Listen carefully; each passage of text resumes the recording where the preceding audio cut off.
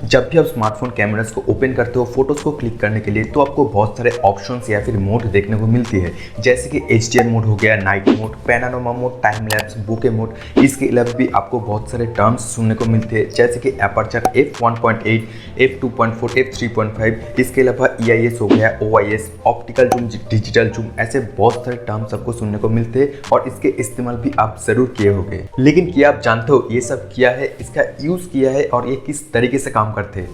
अगर आप भी अच्छे तरीके से अपने स्मार्टफोन पे फोटोज़ को क्लिक करना चाहते हो तो ये सब जानना आपके लिए खास ज़रूरी है। तो ये सब जानने के लिए वीडियो को बिना स्किप किए वीडियो को अंत तक ज़रूर देखिए, क्योंकि इस वीडियो से आपको कुछ ना कुछ नया सीखने को ज़रूर मिलेगा। सो हेलो गाइस, मेरा नाम है कुशल और आपको रिजेक्टेड चैनल पे स्वागत है।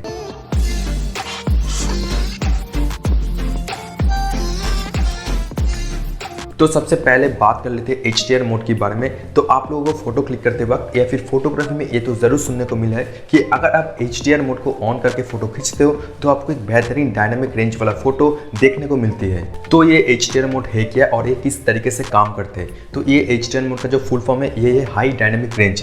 तो ये बेसिकली सॉफ्टवेयर बेस्ड होता है। इसके पीछे का जो कॉन्सेप्ट है कि अगर आप अपने कैमरा पे HDR मोड को ऑन करके फोटो खींचते हो तो आपका कैमरा पहले डिफरेंट इमेजेस को डिफरेंट एक्सपोजर्स में कैप्चर करते हैं और उसके बाद उन इमेजेस को मल्टीपल कॉम्बिनेशंस पे डाल के इमेज प्रोसेसिंग करके एक बेहतरीन डायनामिक रेंज वाला फोटो क्रिएट करते हैं। तो ज़्यादा टेक्निकलिटीज में ना जाके सिंपल भाषा में समझते फिर आपको अच्छे से समझ में आ जाएगा। तो दोस्तों आपने अक्सर देखा होगा कि कई बार फोटो क्लिक करते वक्त फोटो में कुछ पार्ट बहुत ज़्यादा ब्राइट हो जाते या फिर ओवर एक्सपोज हो जाते हैं या फिर कुछ पार्ट डार्क हो जाते या फिर अंडर एक्सपोज हो जाते। इसके लिए फोटोज का जो डिटेलिंग है वो बिल्कुल ही खराब हो जाते हैं। तो इसी प्रॉब्लम को ओवरकम करने के लिए स्मार्टफोन कैमरास पे HDR मोड या फिर कह लो हाई डायनामिक रेंज मोड को इंट्रोड्यूस किया जाता है। तो जैसे कि आप अपने स्मार्टफोन कैमरास पे अगर HDR मोड को ऑन करके फोटोज क्लिक करते हो तो यहाँ पे आपको कुछ सैंपल पिक्चर्स क्लिक करके देते हैं, जिसमें कि 3 टाइप्स ऑफ फोटो क्लिक करते हैं। जहाँ पे पहला जो फोटो है वो है ओवर एक्सपोज यानी बहुत ही ब्राइट वाला फोटो क्लिक करते हैं, उसके बाद अंडर एक्सपोज यानी डार्क वाला फोटो क्लिक करते हैं और थर्ड एक नॉर्मल फोटो आपको क्लिक करके देते हैं। और इसके बाद इन सभी सैंपल्स को एक सॉफ्टवेयर की मदद से डिफरेंट कॉम्बिनेशंस पे डाल के इमेज प्रोसेसिंग करके आपको एक बेहतरीन डायनामिक रेंज वाला फोटो क्रिएट करके देते हैं। इस HDR पिक्चर से आप क्लियरली देख सकते हो कि कितना बढ़िया तरीके से इमेज का जो अपर पार्ट है, लोअर पार्ट या फिर मिडिल पार्ट, इन तीनों पार्ट का जो कलर कॉन्ट्रास्ट है कितना क्लियर एंड वेल बैलेंस्ड आपको दिखाई दे रहे हैं। तो देखा दोस्तों आपने, जब आप HDR मोड से पिक्चर क्लिक करते हो और नॉर्मल मोड से पिक्चर क्लिक करते हो तो आपको कितना डिफरेंस देखने को मिलते हैं। तो ये था HDR मोड यानी high dynamic range mode. Next बात कर लेते हैं एपर्चर के बारे में। तो दोस्तों आपने स्मार्टफोन कैमरास पे या फिर SLR DSLR कैमरा यूज करते वक्त आपने एपर्चर के बारे में तो जरूर सुना होगा। तो एपर्चर को अगर हिंदी में ट्रांसलेट किया जाए तो इसका मीनिंग है छेद यानी विंडो। तो ये एपर्चर क्या है इसको समझना बहुत ही ईजी है अगर आप इसे अपने आंख से रिलेट करते हो, क्योंकि दोस्तों कैमरा लेंस का जो वर्किंग स्टाइल है वो ह्यूमन आइज की तरह ही है। तो जैसे कि आप देख रहे हो ह्यूमन आइज का जो फ्रंट एलिमेंट है वो पहले लाइट्स को रिसीव करते हैं, उसके बाद कॉर्निया उस लाइट्स को ऐसे बेंड करके फिर भेजते हैं आइरिस में।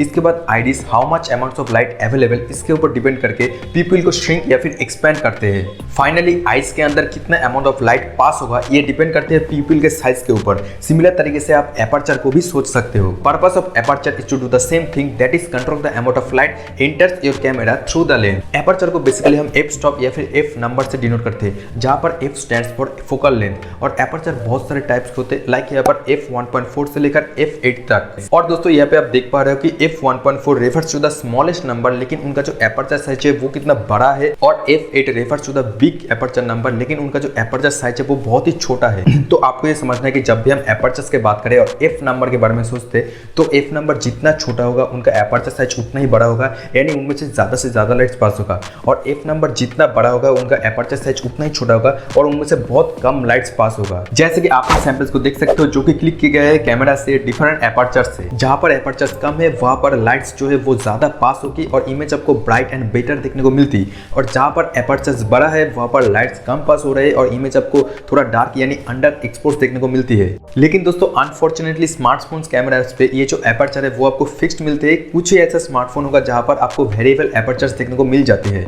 तो यहाँ पर फंडा सिंपल सा है कि f नंबर जितना कम होगा उतना ज़्यादा लाइट पास होगा कैमरा के सेंसर से, और f नंबर जितना बड़ा होगा उतना ही कम लाइट्स पास होगा कैमरा के सेंसर से। अगला दोस्तों बात कर लेते हैं बोके की।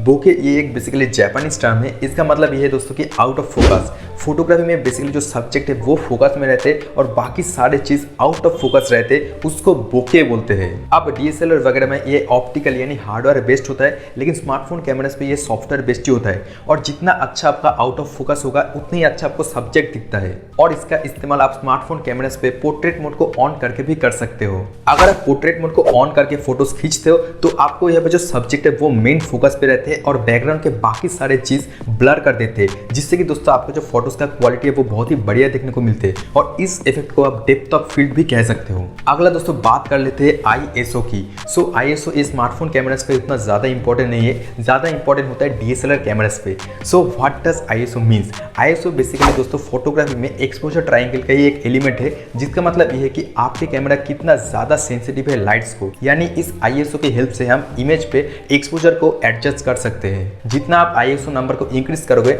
उतने ज्यादा लाइट्स आपके फोटो में भी बढ़ेगी। और ये ISO नंबर शुरू होता है 100 से और ये मैक्सिमम कितना तक जाएगा ये आपका कैमरा मॉडल पे डिपेंड करते हैं। लाइक ISO 100, 200, 400, 800 से लेकर ISO 10,000, 12,000 तक भी जा सकते हैं। तो लो ISO हम उन कंडीशन में यूज करते हैं जहाँ पे कि अवेलेबल लाइट सोर्स इतना ज्यादा हो कि हमको ISO के मदद से और ज्यादा लाइट्स को इंक्रीज ना करना पड़े। और रही बात हाई ISO की, तो हाई ISO दोस्तों हम उन कंडीशन में यूज करते हैं जहाँ पे कि लाइट्स इतनी कम हो कि एपर्चर को वाइड ओपन करके भी जो इमेज आ रहा है वो अंडर एक्सपोज यानी डार्क हो रहा है, तो उन कंडीशन में दोस्तों हम हाई ISO की यूज करते हैं। लेकिन दोस्तों there is a trade off कि हाई ISO यूज करने के साथ साथ इमेज पे जो नॉइस है वो भी बहुत ज्यादा इंक्रीज हो जाते हैं, लाइक इमेज पे डॉट्स वगैरह देखने को मिलती है। नेक्स्ट बात कर लेते हैं EIS एंड OIS की। And I am pretty sure कि आपने ये टर्म कभी ना कभी जरूर सुना होगा जब भी हम बात करते हैं कैमरास की, और ये स्मार्टफोन कैमरास पे बहुत ही इंपॉर्टेंट रोल प्ले करते हैं। आपने जरूर नोटिस किया होगा कि जब भी आप कहीं पर फोटो खींचते हो तो फोटो में कुछ पर बहुत ज्यादा ब्लडी हो जाते हैं, या फिर आप जब वीडियो रिकॉर्ड करते हो चलते हुए या फिर दौड़ते हुए तो ऐसा लगता है कि वीडियो में पूरा दुनिया हिल रहा है, मतलब वीडियो उतना स्टेबल नहीं होता,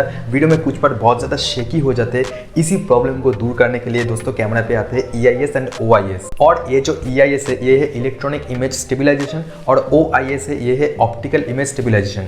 सर्टेनली OIS इस हार्डवेयर बेस्ड होता है दोस्तों।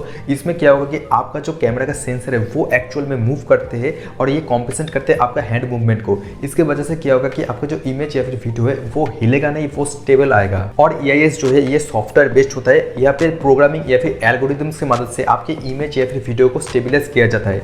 सर्टेनली दोस्तों OIS is much better then EIS। Same goes for optical zoom, digital zoom and hybrid zoom. यहाँ पे क्या होता है कि अगर आप नॉर्मल DSLR कैमरा से जूम करते हो तो वहाँ पे आप हार्डवेयर की मदद से ही जूम कर सकते हो। सिमिलर आपको स्मार्टफोन कैमरा में भी ऑप्टिकल जूम देखने को मिलती है, जहाँ पे क्या होगा कि आपका जो लेंस है वो आगे पीछे मूव करते हैं। इसके वजह से जो इमेज का जो क्वालिटी है वो खराब नहीं होती, मतलब इमेज फटती नहीं। तो ये है ऑप्टिकल जूम।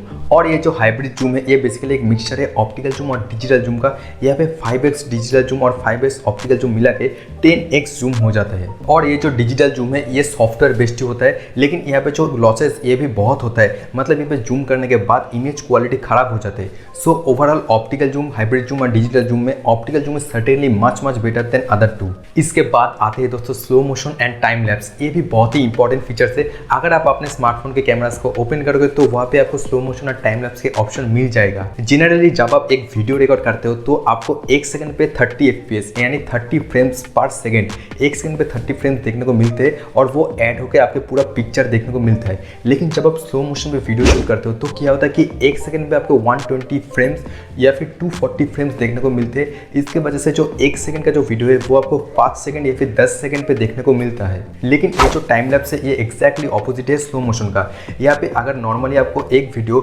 30 FPS में दिखता है, मतलब 1 सेकंड में 30 फ्रेम्स दिखता है, तो यहाँ पे टाइम लैप्स पे आपको 1 सेकंड में एक ही फ्रेम देखने को मिलेगा।